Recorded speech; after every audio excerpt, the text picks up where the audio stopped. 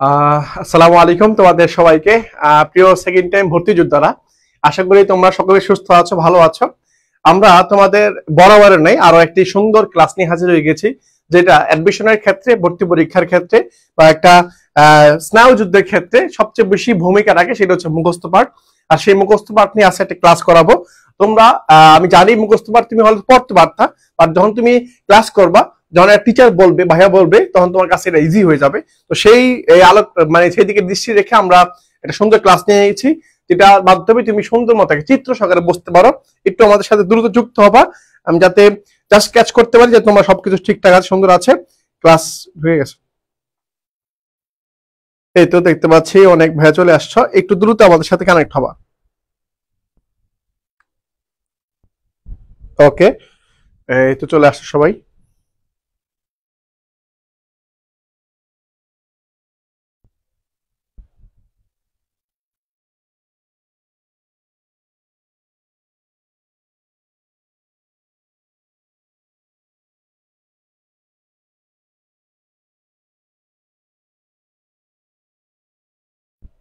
ওকে, এই তো ভাইরা চলে আসছো। একটু আমাকে কনফার্ম করবা যে ভাই সবকিছু ঠিক আছে কিনা, আমাকে শুনতে পাচ্ছ কিনা, এটা আমি তোমাদের কাছে শুনতে চাচ্ছি। একটু কমেন্ট করে জানাবা, হ্যাঁ। ওকে ভাইরা চলে আসছো।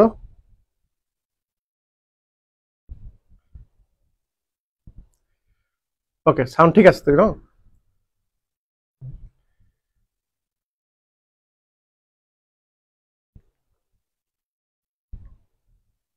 ওকে, আশা করি সবকিছু ঠিক আছে ভাইয়া, হ্যাঁ। হ্যাঁ, ওয়ালাইকুম আসসালাম, আলহামদুলিল্লাহ ভাই ভালো আছি, আশা করি তোমরা ভালো আছো।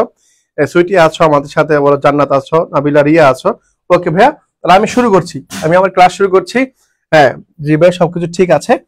ওকে, তাহলে আজকে যে বাগধারা পাঠটা পড়াবো, সেই পাঠটা আমি তোমাকে একটু আগে পরিচয় করাই। বাগধারা হচ্ছে বাংলা ব্যাকরণের বাংলা দ্বিতীয় পত্রে একটা মুখস্থ পাঠ, তোমরা তো জানো। এই বাগধারাগুলো তোমার ক্ষেত্রে কতটা গুরুত্বপূর্ণ ভূমিকা পালন করবে সেটা তোমাকে একটু বলে রাখি। তুমি চট্টগ্রাম বিশ্ববিদ্যালয় পরীক্ষা দিবা, অথবা রাজশাহী ইউনিভার্সিটিতে পরীক্ষা দিবা, অথবা জাহাঙ্গীরনগর বিশ্ববিদ্যালয় পরীক্ষা দিবা, তুমি যেখানে পরীক্ষা দাও না কেন, তুমি দেখবা যে বাগধারা থেকে কোশ্চেন করা হয়, বাগধারা থেকে কোশ্চেন আসে, অনেক টাইপের কোশ্চেন আসতে পারে পরীক্ষায়। কিরকম কোশ্চেন আসে ভাইয়া?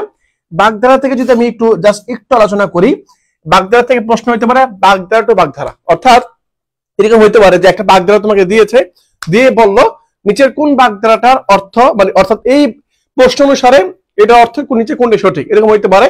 অথবা কোনটা ব্যতিক্রম, এটা হইতে পারে।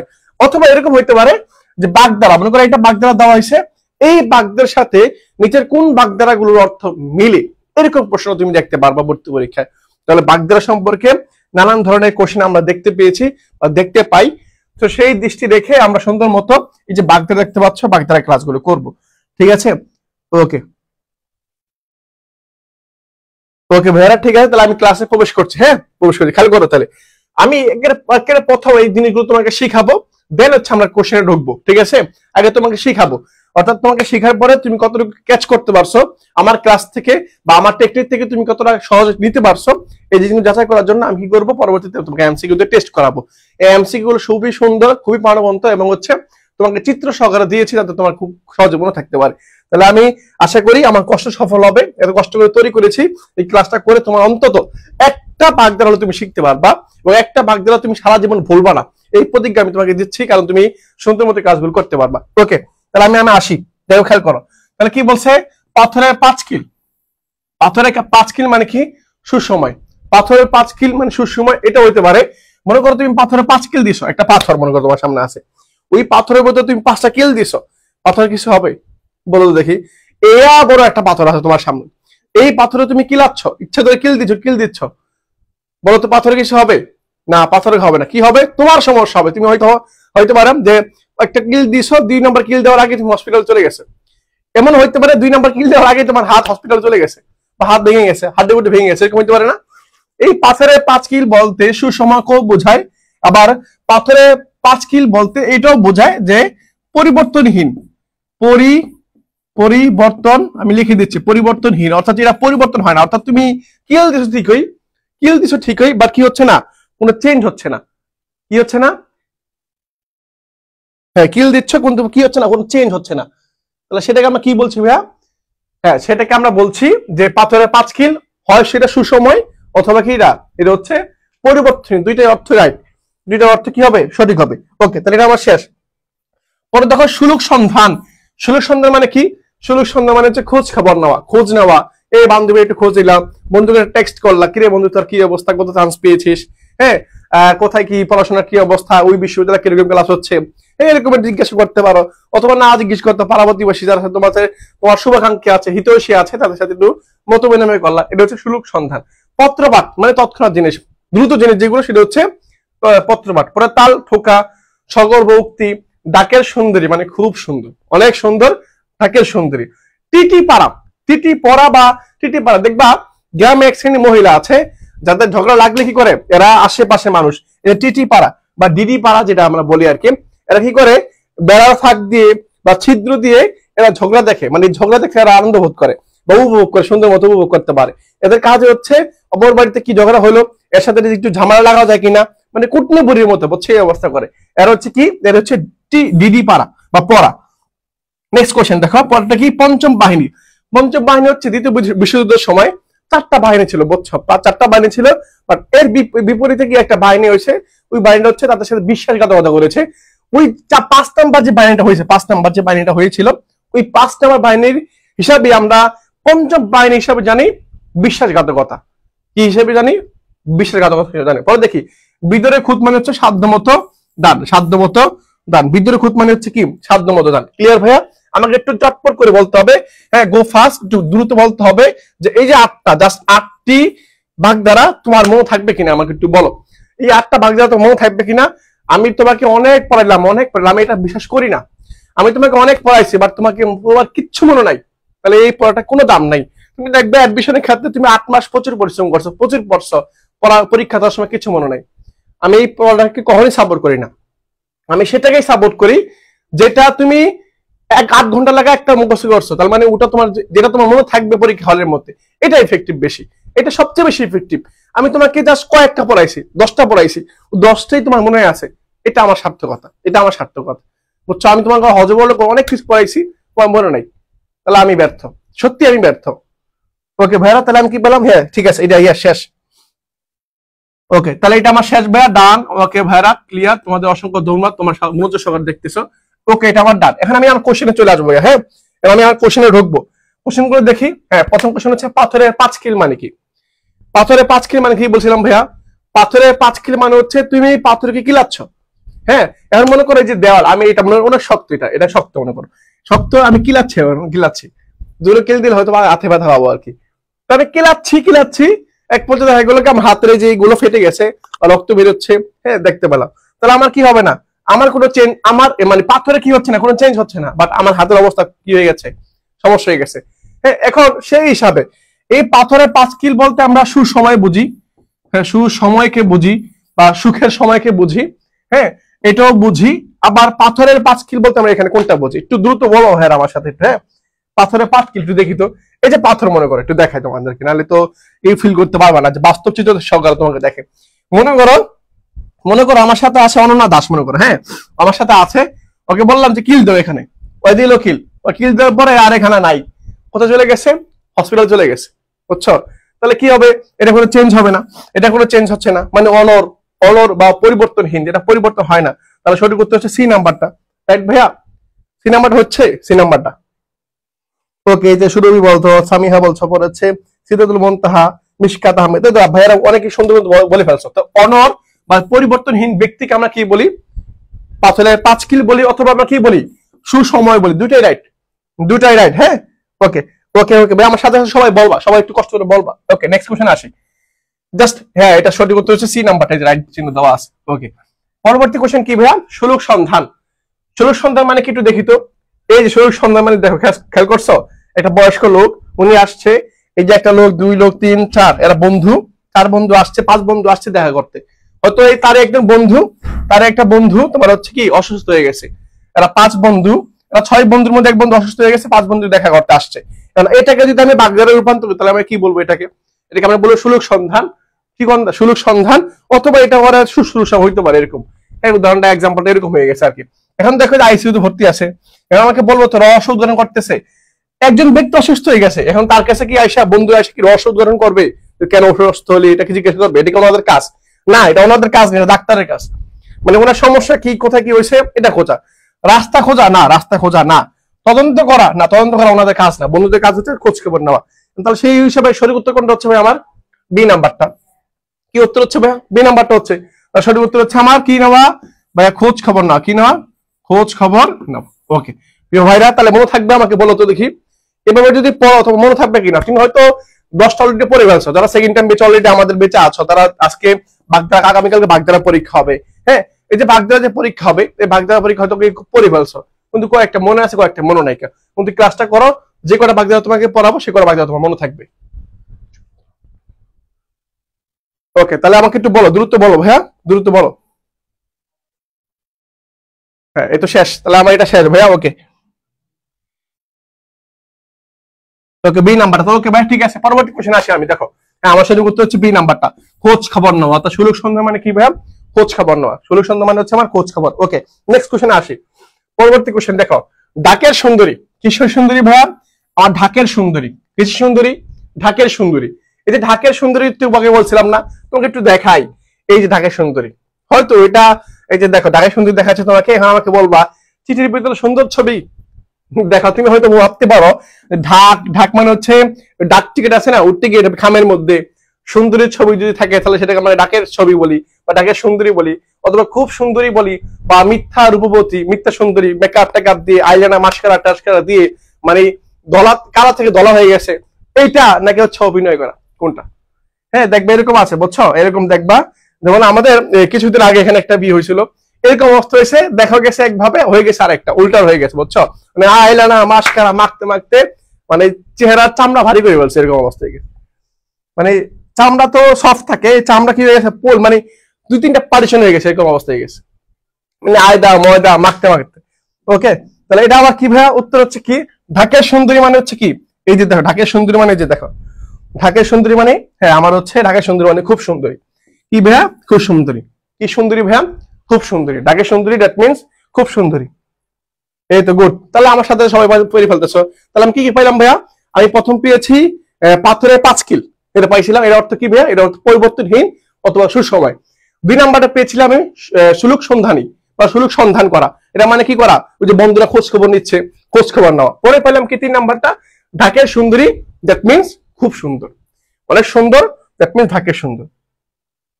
হ্যাঁ, ঢাকের সুন্দর। এই তো আয়শা, আমি নরিন হাসতেছে, ওরা হচ্ছে তাসফি হাসতেছে, ওরা হাসতেছে, ওরা কি জানি কেন হাসতেছে বুঝতেছি না, ওরা কেন হাসে। ওরা দেখো ঢাকের সুন্দরী বুঝে গেছি, শেষ।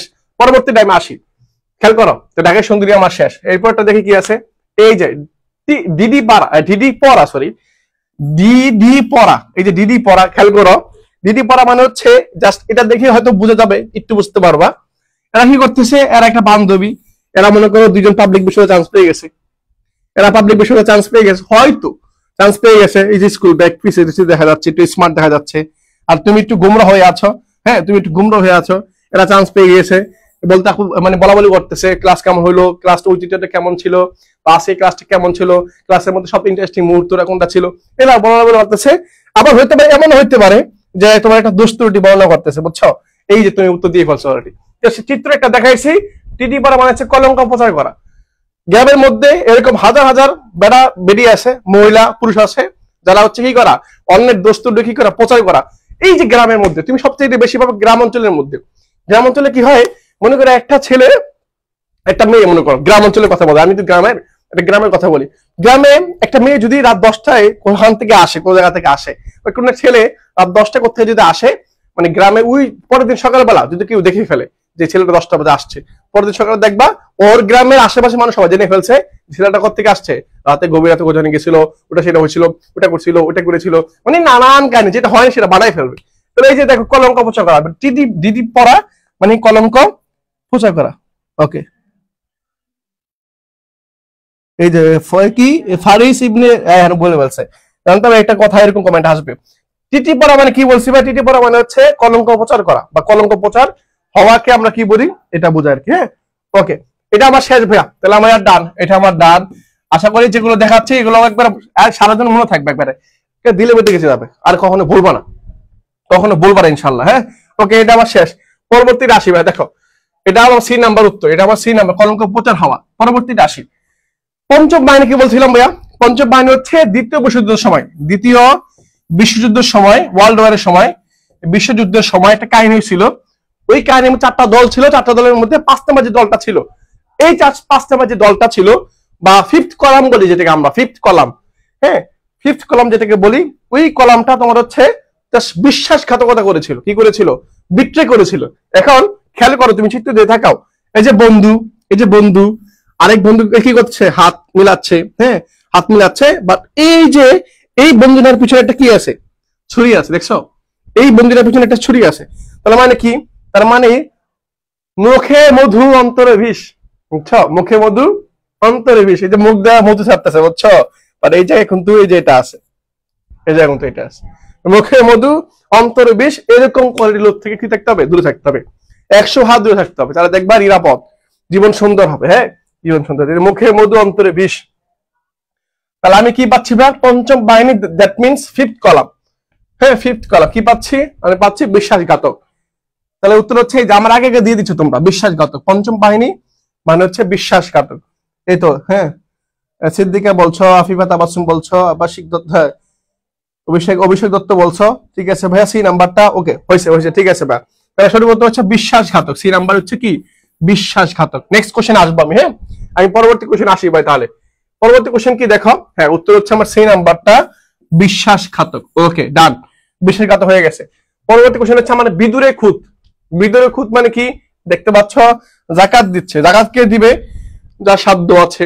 যাকাত তোমার উপর ফরজ হবে না, আবার হজ তোমার উপর ফরজ হবে না। কার উপর ফরজ ভাইয়া? যার সাধ্য আছে, যার টাকা পয়সা আছে, যার ক্ষমতা আছে, শারীরিক ক্ষমতা, আর্থিক ক্ষমতা দুইটাই আছে, সে কি করতে পারবে?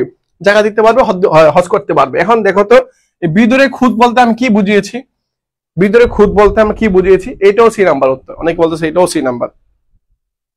নাইমা বলছো, পরে হচ্ছে ফারিয়া ইমতিয়াজ বলছো, আসমা সাতু বলছো, রিচি বলছো, হ্যাঁ নাফিসা বলে ফেলছো, সুমায়া প্রীতি বলতেছো। ওকে, আমাকে একটু দ্রুত বলো ভাই, বিদুরে খুদ মানে কি? সাধ্য মতো, সি নাম্বারটা, সাধ্য মতো দান করা, অর্থাৎ তোমার যা আছে। হ্যাঁ, তুমি মনে করো তোমার, তুমি 5 টাকার মালিক, তুমি 2 টাকা দান করলা। আবার একজন হচ্ছে 5,000 টাকার মালিক, সে 500 টাকা দান করলো।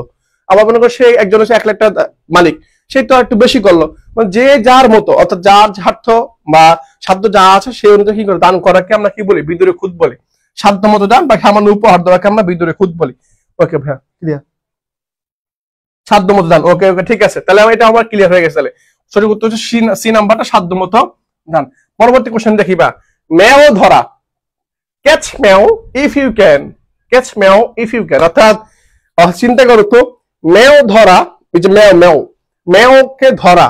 এখন মনে করো একটা মনে করো এটা, এই যে একটা রুম, এটা রুম, এই রুমের মধ্যে কি আছে? ইঁদুর আছে, বুঝছো? ইঁদুর আছে। এখন এই ইঁদুর গুলো তোমার হচ্ছে মানে বিড়াল খেয়ে ফেলতেছে, মানে বিড়াল খেয়ে ফেলতেছে। মাঝে মধ্যে বিড়াল ঢুকে আর একটা করে ইঁদুর ধরে নিয়ে চলে যায়। এখন ওরা প্ল্যান করলো একটা, তোমরা ইঁদুর গল্প শুনছো না, ইঁদুর আর বিড়ালের গল্প শুনছো না, ঠিক ওরকমই আর কি। তো একদিন তোমার হচ্ছে ইঁদুর, সব ইঁদুর একসাথে হইলো, হয়ে চিন্তা করলো যে বিড়াল যখন রুমে ঢুকবে তখন এরকম ভাবে একটা সিগন্যাল দিতে হবে যেটা আমরা সবাই বুঝে যাই। যদি বুঝতে পারি তাহলে আমরা সবাই কি করতে পারবো? আমাদের স্থানে পড়ে যেতে পারবো না, মানে পালিয়ে যেতে পারবো বা লুকে যেতে পারবো, এরকম অবস্থা।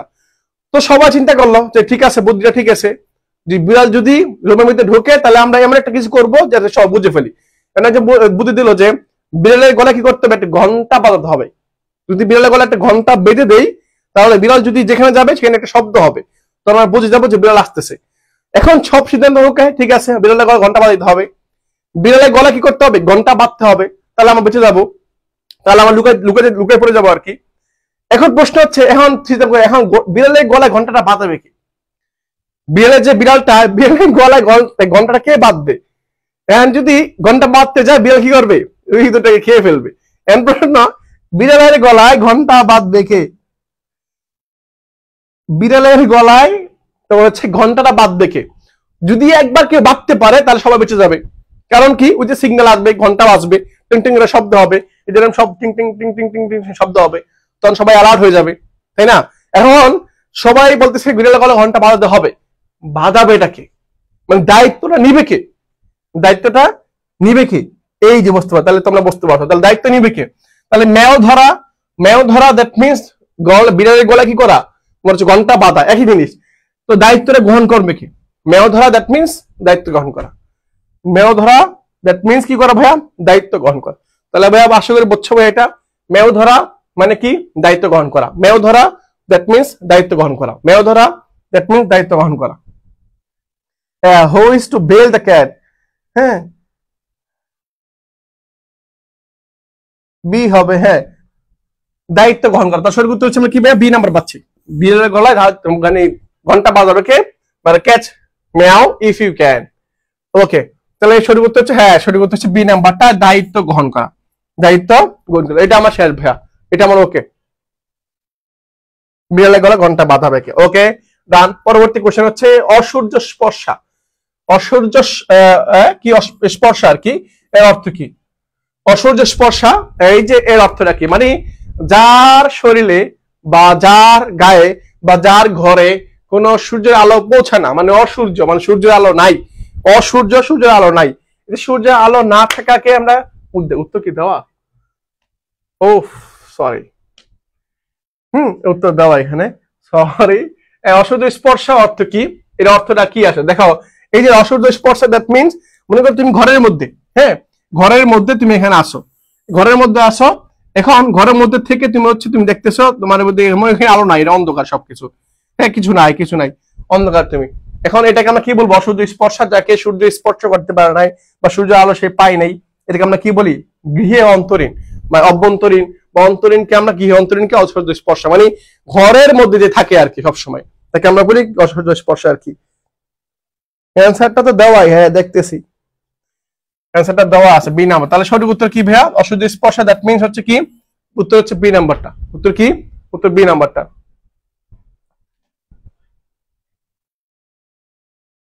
ওকে, হ্যাঁ অসূর্য স্পর্শ তাকে সূর্য স্পর্শ করতে পারে না বা সূর্য স্পর্শ করে না আর কি। ওকে, টিকা ভাষ্য। টিকা ভাষ্য মানে কি? দেখতে পাচ্ছ, এই যে দেখছো, এই দেখছো কত বড় রচনা লিখছি এখানে, কত বড় রচনা এখানে, মানে এটা রচনা হয়ে গেছে অনেক বড়। এখন টিকা ভাষ্য, এই জিনিসটাকে আমরা এক কথা কি বলবো বা এই জিনিসটা বলতে আমরা কি বুঝি? টিকা ভাষ্য তুমি দেখবা তোমাদের বইয়ের মধ্যে, টেক্সট বইয়ের মধ্যে দেখবা বিভিন্ন গল্প শেষের উপরে টিকা থাকে। টিকা মানে কি?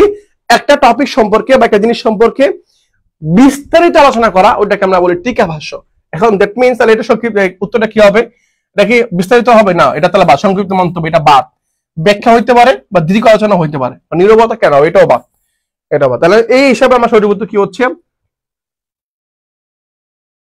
হ্যাঁ এটা হচ্ছে সি নাম্বারটা। এই তো গুড বলে বলছো, বৃষ্টিশীল বলছো যে এটা দীর্ঘ আলোচনা হবে, উত্তর হচ্ছে দীর্ঘ আলোচনা। তাহলে টিকা ভাষ্য মানে হচ্ছে দেখছো এই যে কত কিছু বর্ণনা, এই লাইন বাই লাইন বর্ণনা করতেছে, অনেক কিছু বর্ণনা হইতেছে এখানে, বর্ণনা এটা এটা সেটা, হ্যাঁ এটা হ্যান ত্যান তরকারি, মনে করো রুটিন আর কি, বলতেছে বাজারে যাবা, বাজারে কি আলু মরিচ তেল নুন, তারপর হচ্ছে সাবান টাবান আইলাইনার নমস্কার, অনেক কিছু কিনতে হবে। এই যে টিকা ভাষ্য, অনেক কিছু আলোচনা, অনেক কিছু দিয়ে দেওয়া, এটাকে আমরা বলি টিকা ভাষ্য। দ্যাট মিনস দীর্ঘ আলোচনা, দীর্ঘ আলোচনা বা দীর্ঘ মেনু থাকে আর কি। ওকে, তাহলে সঠিক উত্তর হয়ে গেছে। ওকে সি নাম্বার, তাহলে সঠিক উত্তর হচ্ছে সি নাম্বার, সঠিক উত্তর হচ্ছে আমার সি নাম্বারটা। ওকে পরবর্তী আসি। পরবর্তী কি? পরবর্তী হচ্ছে আমার করকে দেওয়া। করকে দেওয়া মানে কি? দেখো ছোটবেলার কথা মনে পড়ে গেছে। করকে দেওয়া মানে ছোটবেলার কথা মনে পড়ে গেছে, দেখছো করকে দেওয়া। জাস্ট চিন্তা করবা, মানচিত্র যেগুলো দিছি, সরি চিত্রগুলো যেগুলো দিছি এগুলোর সাথে মিলাবা, মাথায় কাজ বাসাবা, তাহলে দেখবে তোমাকে এগুলো কখনো ভুলবা না। একটা জিনিস মনে রাখবা, তখন যখন তুমি ভিজুয়ালাইজ করে পড়বা, মানে দৃশ্যমান করে পড়বা, ওই পড়াটা তোমার সবচেয়ে বেশি টেকসই হবে, সবচেয়ে বেশি টেকসই হবে।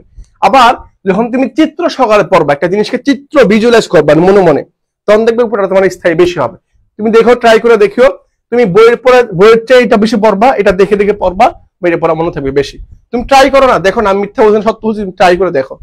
ওকে, তাহলে করকে দেওয়া দ্যাট মিনস হচ্ছে কি? এই যে দেখো কি করতেছে টিচার, কি করতেছে, ছোটবেলায় আমাদের হাত পা দিতে হবে, ছাড় দেন, হ্যাঁ। তাহলে এখানে একদম বলতে শাস্তি দেবো, একদম বলতেছে সি নাম্বারটা টাকা আদায়। টাকা আদায় কেন হবে? এখানে হচ্ছে বাড়ি দিচ্ছে, হ্যাঁ বাড়ি দিচ্ছে, এখানে সি নাম্বারটা কেন হবে? হ্যাঁ এটা তো হচ্ছে বি নাম্বারটা। তাহলে মানে কি? শাস্তি দেওয়া। করকে দেওয়া মানে কি? করকে দেওয়া দ্যাট মিনস শাস্তি দেওয়া। করকে দেওয়া দ্যাট মিনস শাস্তি দেওয়া, এই তো গুড। করকে দেওয়া দ্যাট মিনস কি করা ভাইয়া? শাস্তি দেওয়া। করকে দেওয়া দ্যাট মিনস শাস্তি দেওয়া। করকে দেওয়া কি দেওয়া? শাস্তি দেওয়া। ওকে বি নাম্বারটা, আপনি বলে বলছো বি নাম্বারটা। ওকে ভাইয়া ঠিক আছে, তাহলে এটা পরেরটা আমরা আসবো। এই পরের কোশ্চেনে আসি আমরা। পরের কোশ্চেন কি দেখাও? এই যে অকাল কুষ্মাণ্ড, এটা তোমরা সবাই শুনছো হয়তো, বাগধারা শুরুতে এগুলো থাকে। অকাল কুষ্মাণ্ড বলতে আমরা কি বুঝি? অকাল কুষ্মাণ্ড, অকাল কুষ্মাণ্ড বলতে আমরা জাস্ট কাকে বলে আমরা অকাল কুষ্মাণ্ড? মানে একজন লোক কার কোনো কাজ কাম নাই, সারাদিন বসে থাকে, সারাদিন ঘুমায়, হ্যাঁ এরকম। মনে করো তুমি সারাদিন যখন ঘুমাবা, তোমার মা এসে তোমায় কি বলবে বা বাবা এসে কি বলবে? এই অপদার্থ, ওঠ ঘুম থেকে ওঠ, এটা বলবে না? আবার বলবে একবারে শেষ, অলস হয়ে গেছে, অলস। এই সব মানুষকে আমরা কি বলি? অকাল কুষ্মাণ্ড বলি। কি বলি? অকাল কুষ্মাণ্ড বলি। দ্যাট মিনস এটা হচ্ছে অপদার্থ, বি নাম্বারটা। হ্যাঁ, এটা হচ্ছে আমার বি নাম্বারটা। কি নাম্বার? বি নাম্বার, মানে অপদার্থ। অকাল কুষ্মাণ্ড দ্যাট মিনস অপদার্থ। অকাল কুষ্মাণ্ড দ্যাট মিনস অপদার্থ, অপদার্থ, অপদার্থ বোঝায়। ওকে, তাহলে সঠিক উত্তর হয়ে গেছে ভাই, ডান। এই তো সবাই উত্তর দিচ্ছ ভাইয়া, আলহামদুলিল্লাহ সবাই উত্তর দিচ্ছ। অকাল কুষ্মাণ্ড দ্যাট মিনস কি ভাইয়া? তোমার হচ্ছে অপদার্থ, অপদার্থ হওয়া। ওকে, পরবর্তী দেখি তো কি আছে। এই যে আক্কা পাওয়া বা অক্কা পাওয়া, এটা তো বোঝো। অক্কা পাওয়া মানে কি? মানে পৃথিবী থেকে চিরতর বিদায় নেওয়া। অক্কা পাওয়া মানে কি?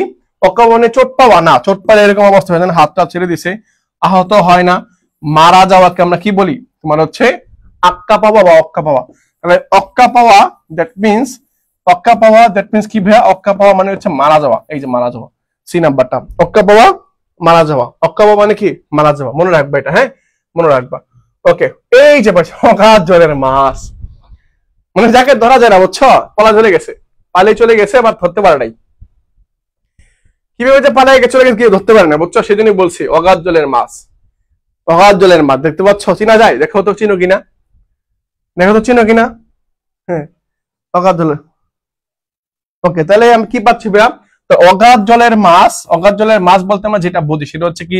জলজ প্রাণী। অগাধ মানে হচ্ছে যেই গভীর জলের মাছ, সহজ কথা হচ্ছে গভীর জলের মাছ। এখন যেই গভীর জলের মাছ মানে যে গভীরে থাকে তাকে ধরা যায়, তাকে ধরা যায় না, মানে অনেক চালাক, তাকে ধরা যায় না। হ্যাঁ, তাকে ধরা যায় না। তাহলে এখানে কি বোঝাচ্ছে? তাহলে অগাধ জলের মাছ মানে হচ্ছে কি? সে কি নিঃসংশয় লোক, ভয় পায় না, দুর্বল মানুষ না। না, দুর্বল হলে কি পালা দিতে পারে? সে হচ্ছে সুচতুর ব্যক্তি, মানে চালাক, অনেক চালাক। কি কি নাম বলতে পারো না? এই লোককে চিনো না তোমরা? ওনাকে চিনো না? ওনাকে চিনা কথা তো, সুচতুর ব্যক্তি, এই তো গুড। হ্যাঁ,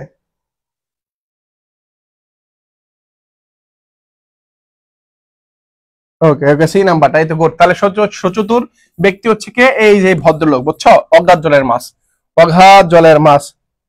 ওকে, হ্যাঁ, ওকে ওকে, ঠিক আছে। তাহলে এটা হয় ডান, এটা আমার ডান হয়ে গেছে ভাইয়া। পরেরটা কি?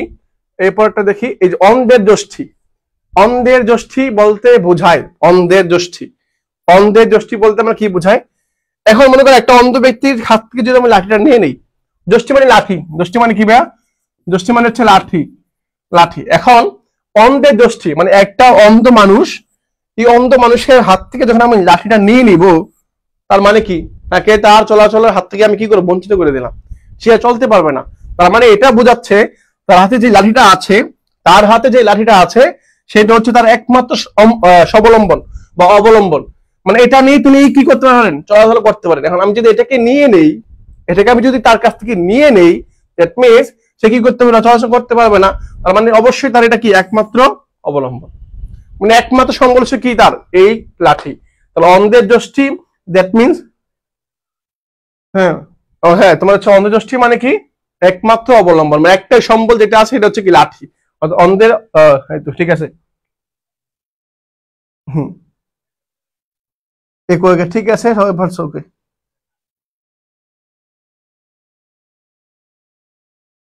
ওকে, ঠিক আছে, সি নাম্বারটা তাহলে একমাত্র অবলম্বন, একমাত্র অবলম্বন।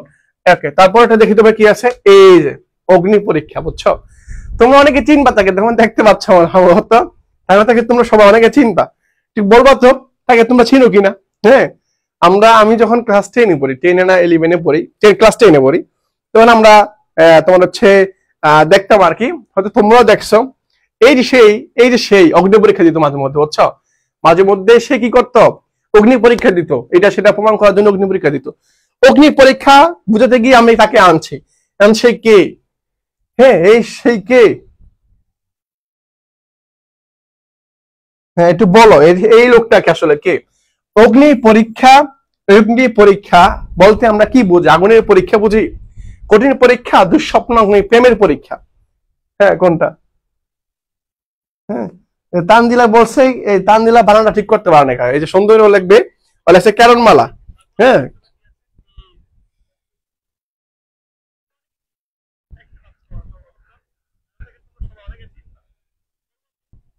ওকে ওকে, সবাই যে ভালো ছিল দিই, তোমরা তো সবাই ভালো ছিল।